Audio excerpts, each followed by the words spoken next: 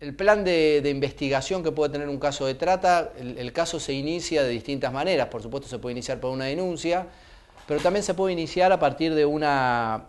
actividad o comportamiento proactivo, y en esto las fuerzas de seguridad tienen un rol muy importante, que es verificar precisamente en dónde están establecidos los lugares de explotación. Cuando se habla de trata de personas, se habla básicamente de explotación de una persona en manos de otra, y esa explotación se da en determinados lugares y se repiten esos determinados sitios o lugares donde se explota. Los prostíbulos son un lugar de explotación sexual, como decíamos antes, y principalmente aquellos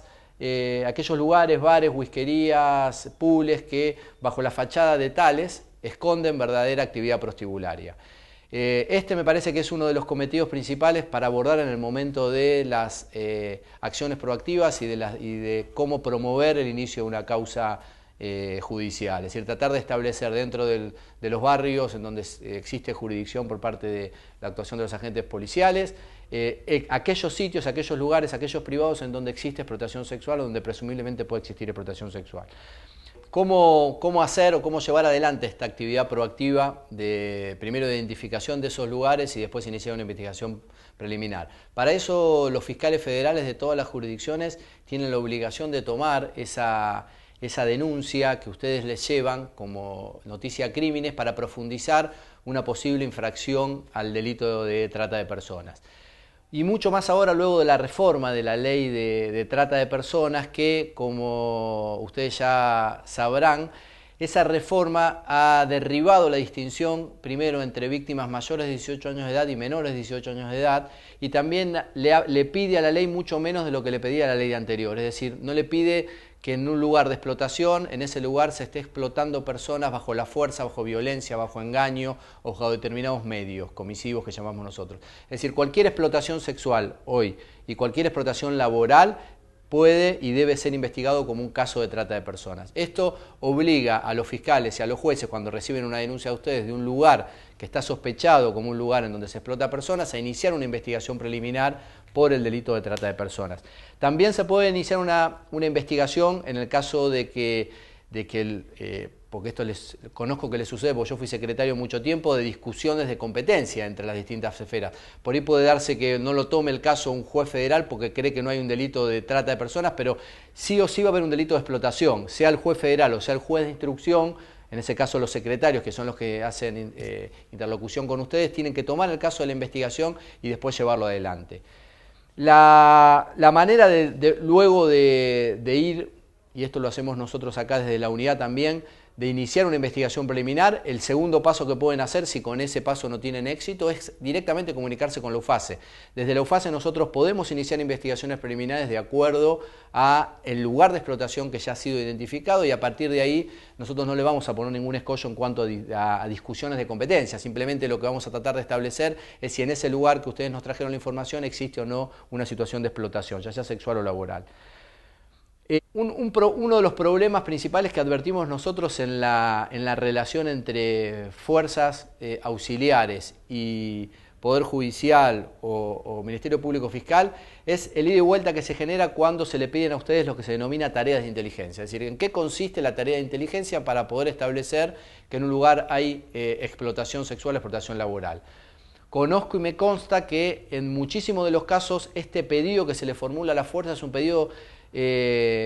mal hecho en términos de que es muy ambiguo y muy amplio. Es decir, generalmente se les corre una especie de traslado para que ustedes establezcan si en ese lugar existe o no existe explotación sexual y laboral. Esta es una práctica que desde el Ministerio Público Fiscal estamos intentando erradicar. Es decir, estamos intentando que el fiscal le proporcione a ustedes como fuerzas auxiliares de los fiscales y de los jueces cuáles son las circunstancias objetivas que tienen que salir a acreditar y aprobar en cada caso concreto. Yo tengo acá a la vista uno de los últimos informes que le estamos solicitando en este caso a la División Trata de Personas, por ejemplo, la Policía Federal, en donde lo voy a tomar como punto de referencia porque nosotros hacemos, por ejemplo, en este caso es un supuesto de explotación sexual, es decir, un supuesto de un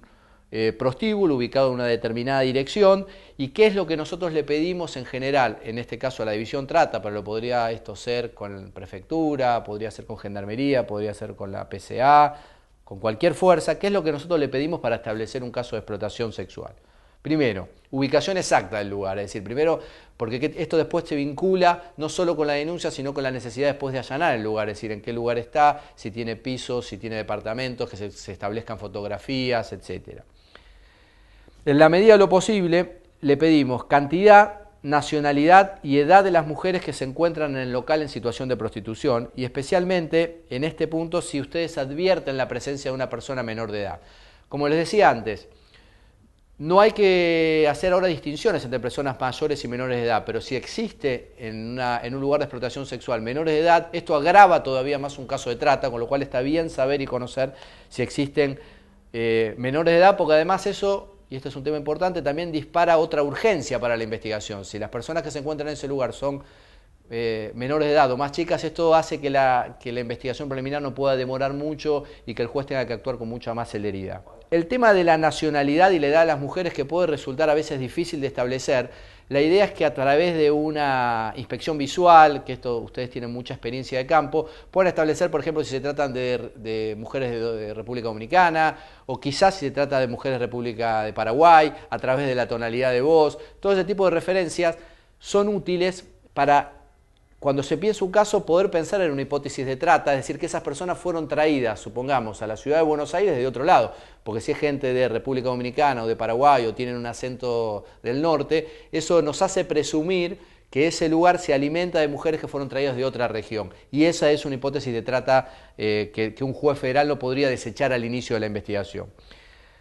El otro tema que es muy importante ahora, sobre todo que no hay medios comisivos, es tratar de individualizar a los dueños, a los encargados y a los empleados del lugar de explotación. Estamos hablando acá de explotación sexual.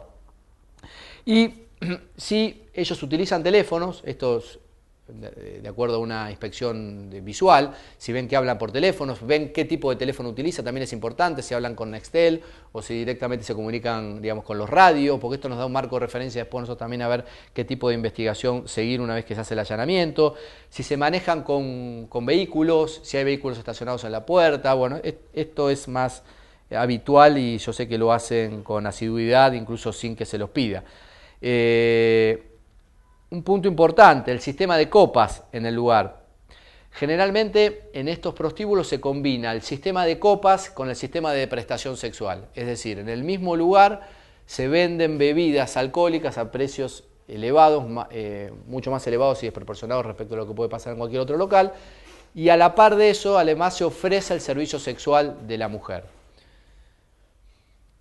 Una cuestión que es muy importante y que me imagino que va a empezar a traer sus problemas de acreditación de ahora en adelante con la reforma de la ley, son precisamente aquellos lugares en los que se ofrecen copas,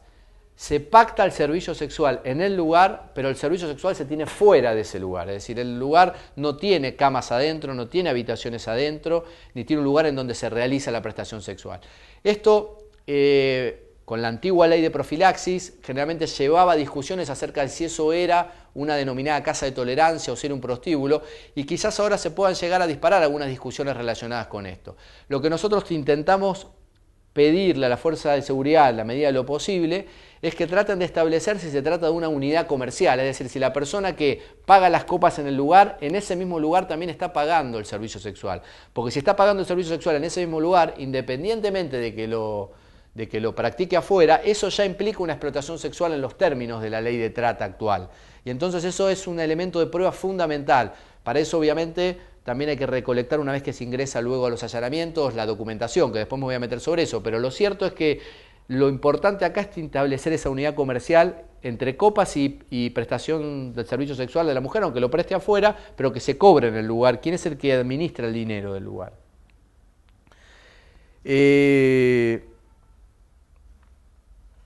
Un punto que generalmente también se ofrece como utilidad es si las mujeres viven o pernoctan o permanecen en ese sitio. Esto pasa mucho en el interior, cuando las mujeres son traídas desde otros países, generalmente pernoctan o viven en el mismo lugar. Esto también es un elemento importante a los efectos de probar el delito. La existencia de inmuebles cercanos al lugar y que estén conectados con el lugar. Esto tiene relación con lo que decía anteriormente, con la cuestión de explotación sexual que se da en los lugares donde se venden bebidas y que el pase o la prestación sexual no se hace en el lugar, sino que se hace afuera. La idea es establecer esa unidad comercial también con la vinculación de inmuebles cercanos a ese lugar en donde se expenden las bebidas y donde se desarrolla esa unidad comercial. Toda esta información es información que ustedes pueden completar en el momento en que aquellos jueces o fiscales les piden directamente que acrediten si en ese lugar se da una situación de explotación sexual. Es decir, uno acreditando estos puntos, estas circunstancias, está cumpliendo acabadamente con ese pedido que el juez está haciendo, y lo que yo generalmente propongo con la fuerza de seguridad, a partir del trabajo conjunto que generalmente tenemos, es que ustedes no dejen de indicarle al secretario o a quien sea su interlocutor dentro del juzgado, de la fiscalía, cuáles son aquellas medidas que ustedes sugieren como medidas de utilidad para la acreditación del delito, porque sobre este delito es factible que muchas veces ustedes quizás sepan un poco más por experiencia que algunos operadores o fiscales o jueces. No todos se dedican todo el tiempo a este tipo de delitos. Entonces me parece que ustedes deben, con el respeto que siempre les caracteriza en la relación de auxiliar de la justicia, no privarse de sugerir todas las medidas que a ustedes les parezcan necesarias para acreditar las situaciones de explotación sexual y laboral. Entre ellas, estas algunas de las que les mencioné. La cuestión de las comunicaciones telefónicas y todo lo que tiene que ver con las tareas de inteligencia, una de los consejos que nosotros solemos dar es que se intervengan líneas de teléfonos durante un plazo de 10 a 15 días, supongamos en un prostíbulo, cuáles son los teléfonos claves de las personas, y en 10, 15 días yo les puedo asegurar que ustedes van a darse una muy buena cuenta de cómo funciona un prostíbulo, quiénes son las personas que lo manejan por dentro, quiénes son las personas que llaman desde afuera para ver cómo el prostíbulo está rindiendo, y sobre todo quiénes son las personas de contención o de connivencia que tienen que ver con ese funcionamiento de un prostíbulo dado. Generalmente este es el mejor escenario, ingresar a un allanamiento con tareas de inteligencia hecha y con intervenciones telefónicas realizadas sobre los teléfonos claves, que generalmente esto se va dando de a poco, es decir, uno invita a hacer una tarea de inteligencia, ustedes individualizan primero a las personas que son los que aparecen como primeros responsables, el que está detrás de la barra, el que aparece como regente, el que cobra el dinero del cliente y el que lo administra, y luego en la intervención de esos teléfonos, en los teléfonos prostíbulos, después se puede ampliar el mapa de actores, imputados, involucrados, para ver quiénes son los que llaman de atrás, quiénes son los verdaderos dueños, si se consiguen, en este caso, explotación sexual, chicas de otro lado y quién las trae, etcétera. La experiencia nuestra es que con 10 o 15 días de buenas escuchas telefónicas y dando con los teléfonos correctos uno puede hacer un marco completo, la pintura completa de lo que es un prostíbulo y cómo funciona y quiénes son sus actores. Si esto sucede, si ustedes o los fiscales y los jueces logran la intervención, también se sugiere que durante el procedimiento y durante los allanamientos las intervenciones sigan vigentes también, porque justamente durante esos procedimientos se suelen hacer llamadas de consulta o llamadas de emergencia, y esto también, supongamos que ustedes no tienen identificado, tienen identificado solamente al regente en el lugar, pero no saben quién es la persona de atrás que realmente es el que maneja, el que sostiene económicamente ese prostíbulo, es factible que si ahí está alguien que está siendo próximo a allanar, haga un llamado telefónico a aquel lugar avisando o a aquella persona avisándole que le están allanando un lugar que le pertenece. Entonces esto también ayuda y nos puede dar buena información luego para proseguir con la causa. Desde la unidad nosotros tenemos seguramente, como ustedes, o quizás en algunos casos estemos mejor equipados, en otros menos, acceso a base de datos de personas, de automóviles, de información financiera y principalmente, y esto también de la mano de lo que ustedes pueden obtener por el Sistrata, tenemos información relevante de otros casos judicializados ya sobre, supongamos, un mismo lugar de explotación, con lo cual, si ustedes iniciaron una causa de trata en un determinado prostíbulo, hicieron una investigación, una averiguación, hicieron un allanamiento, siempre es aconsejable, muchas las veces lo hace directamente el juez o el fiscal, pero también lo pueden hacer ustedes, preguntarnos a nosotros si tenemos antecedentes sobre ese lugar de explotación, porque quizás en ese lugar de explotación ya se han hecho otras tareas de inteligencia o ya se hizo un allanamiento hace 6 meses y eso nos puede dar información que después puede ser de utilidad también para esta causa, o nos puede abrir el abanico de involucrados, es decir, teléfonos que aparecen conectados, personas que aparecen involucradas. La recolección de los elementos de prueba durante un procedimiento también es muy importante, y generalmente lo que se tiene que secuestrar, primero que nada, es todo lo que acredite la situación de explotación. En los casos de explotación sexual, los pases, es decir, todo lo que tenga que ver con que en el lugar el regente, el administrador, está precisamente administrando eso, cobrando el pase sexual que realiza una persona que lo realiza tanto en el lugar como en otro lugar. Generalmente esto se llama el libro de pases, que está en una carpeta muy informal, pero que no por lo informal deja de tener un valor muy relevante para la prueba. Por supuesto, todo lo que tenga que ver con la cuestión de prestación sexual en el lugar también, profilácticos, lubricantes o cualquier otra cuestión que haga a la relación sexual y que tenga vinculación con la relación sexual, también es un elemento de prueba que debe ser secuestrado. Y a lo que hay que agregar y lo que hay que acostumbrarse, que esto es algo más difícil de hacérselo meter en la cabeza a los jueces, es el secuestro también de todos los bienes económicos y de todo el valor pecuniario que puedan tener los elementos que se encuentran en el lugar de explotación. De aquí hay que secuestrar todo lo que tiene que ver con el rinde económico, computadoras, todo lo que tenga, incluso los autos que puedan estar vinculados a la persona, y todo lo que tenga que ver con el valor del bien inmueble, que sobre eso ahora voy a hacer un apartado especial, pero me parece que todo lo que tenga valor económico hay que pensar y metérselo en la cabeza y metérselo como un chip de nueva actuación que tiene que ser secuestrado. Tiene que ser secuestrado para después poder ser puesto a disposición de un eventual decomiso en una causa penal. ¿Qué hacer con el lugar? El lugar generalmente, en los casos de prostíbulos, son lugares que han sido, si fueron sido habilitados para un propósito distinto del que están cumpliendo, porque si ustedes acreditan ahí que en realidad hay servicios sexuales o hay una unidad comercial de explotación sexual de mujeres, en realidad eso por ley en la Argentina está prohibido y no puede existir. Entonces, si no puede existir, ese lugar debe ser clausurado. Cuando esa clausura preventiva debe ser puesta en conocimiento de, supongamos que es en la Ciudad de Buenos Aires, de la Agencia Gubernamental de Control de la Ciudad de Buenos Aires, para que tome las medidas correspondientes de revocación de la autorización administrativa para funcionar de determinado lugar. Si es un privado, también hay que preventivamente cerrarlo o clausurarlo preventivamente y que después las personas titulares de ese inmueble se presenten ante el juzgado y el juzgado es quien tiene que decidir la restitución de esos inmuebles. Es decir, esto es lo que se aconseja. Por supuesto que ustedes no lo deciden, pero como vuelvo a lo que decía anteriormente, esta es una de las sugerencias que quizás los jueces o fiscales no la tengan tan claro, pero que ustedes sí se las pueden poner sobre la mesa, los jueces o fiscales, diciéndole, mire, hay prácticas recomendadas de hacer una especie de clausura preventiva para que los titulares de esos privados, supongamos, después vayan a la fiscalía o al juzgado a pedir la entrega del bien, si es que hay que entregar el bien, porque si la persona es titular de ese inmueble, incluso ese inmueble podría ser afectado como instrumento del delito, o sea, tiene una importancia muy grande dentro de la cuestión de la investigación. El otro tema que se encuentra muy habitualmente en los prostíbulos tiene que ver con los denominados clientes, es decir, esta cuestión de los clientes. ¿Qué hacer con los clientes? Bueno, todos los clientes hay que identificarlos. Los clientes tienen que formar parte del acta, tienen que formar parte de su accionar policial. La no inclusión de los clientes en esa acta incluso les puede generar a ustedes problemas y problemas graves como irregularidades administrativas o incluso irregularidades penales por no haber incluido a las personas que se encontraban en ese lugar. Incluso la participación de los clientes que después pueden ser convocados a prestar declaración testimonial en un expediente también ayuda a acreditar la explotación de ese lugar, con lo cual tiene que ser uno de los objetivos centrales también en el momento de hacer el allanamiento la identificación correcta de estas personas y tener teléfonos o domicilios contratados en donde después se los pueda citar. Los elementos a secuestrar y las tareas de inteligencia cumplen un fin bastante similar y las medidas a adoptarse son bastante parecidas. Lo que a veces resulta mucho más difícil en el campo de la explotación laboral es el ingreso al lugar de explotación, porque generalmente en los prostíbulos o en los prostíbulos encubiertos el acceso es un acceso que no ofrece restricción, porque precisamente lo que se intenta es convocar a clientes que vayan ahí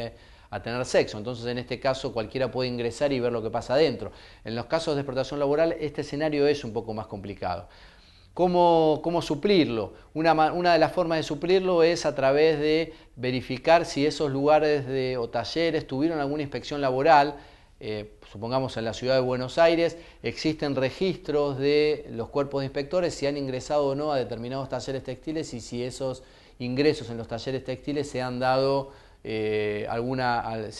como resultado algún acta de inspección o alguna inobservancia, alguna irregularidad previa. Esto me parece que es un punto a tener presente. El otro tema de los talleres tiene que ver con tratar de acreditar todo lo que se pueda desde afuera del taller textil. Supongamos, el ingreso de las personas, a qué hora se da y si egresan, porque muchas de las veces ni siquiera egresan, también a qué hora se da, si se trata de un taller textil, la existencia de la basura, de las telas, si se trata de un taller textil, la existencia de medidores de electricidad en el lugar, que nos puedan dar cuenta de que en realidad ahí se consume mucha más electricidad de lo que se consume como promedio en un domicilio. Son algunas de la batería de medidas que se pueden llegar a establecer para investigar un lugar de estas características desde afuera. Lo cierto es que para ese caso, al menos nuestra experiencia implica que es muy importante generalmente en una declaración testimonial de alguien que haya estado dentro de ese lugar de explotación. Generalmente los lugares de explotación en talleres textiles a nosotros se nos disparan a partir de que viene gente, supongamos, del Consulado de Bolivia y que nos cuenta que ha estado en un taller textil en donde trabajó a destajo, donde no se le pagó nada durante 6 meses y en donde todavía tiene sus pertenencias. Entonces, la declaración testimonial de esa persona va a ser una declaración testimonial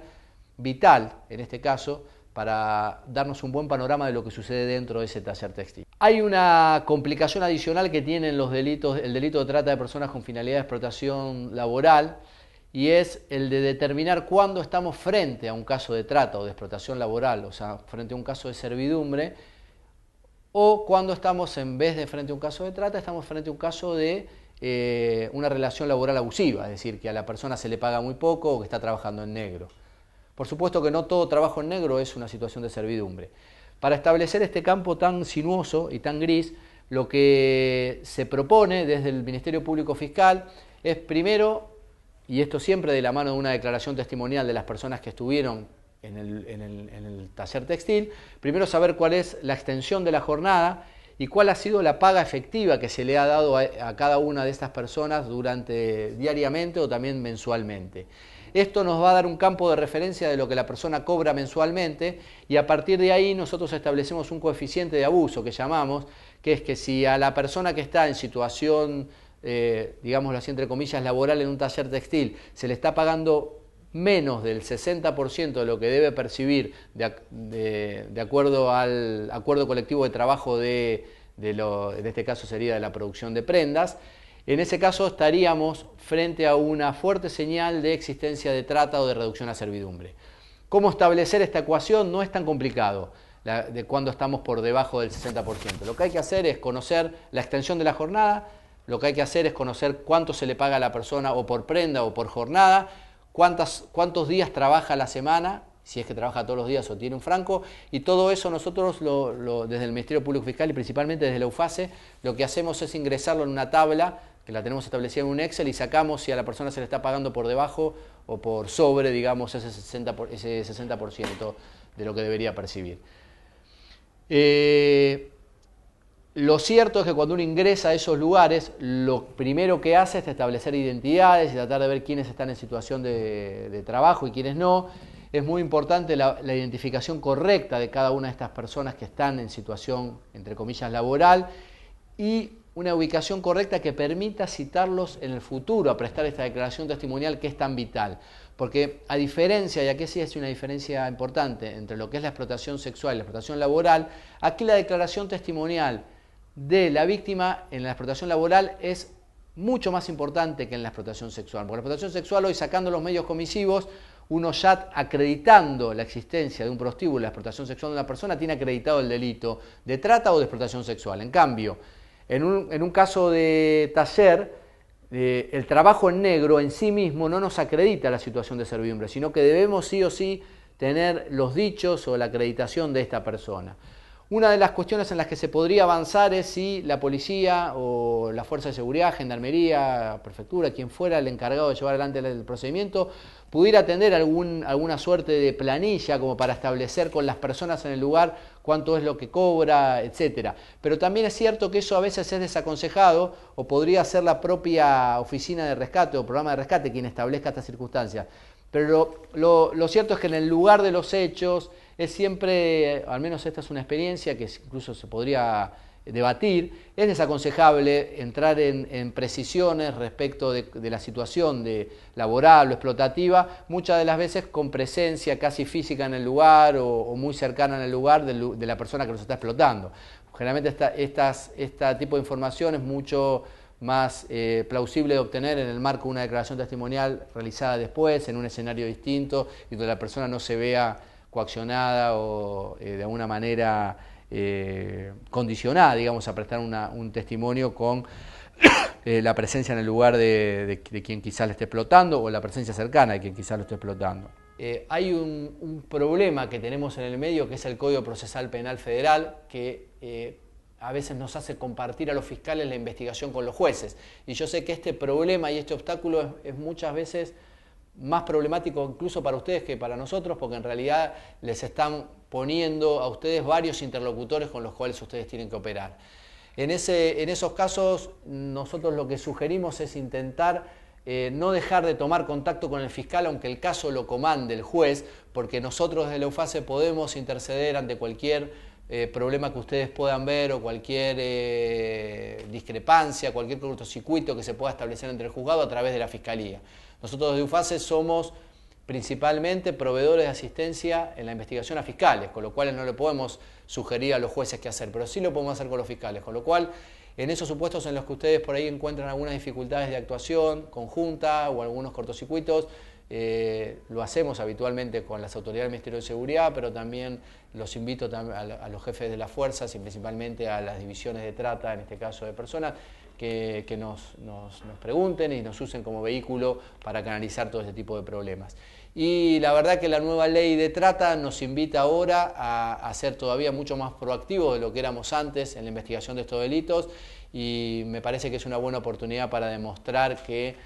la Argentina está parada bien en serio en este delito de trata y que más allá de los resultados ya obtenidos, que fueron muy buenos pese a las críticas que muchas veces se hacen de otros sectores, podamos seguir mejorando y podamos seguir participando conjuntamente y obteniendo mejores resultados, condenas, que es lo que todos queremos.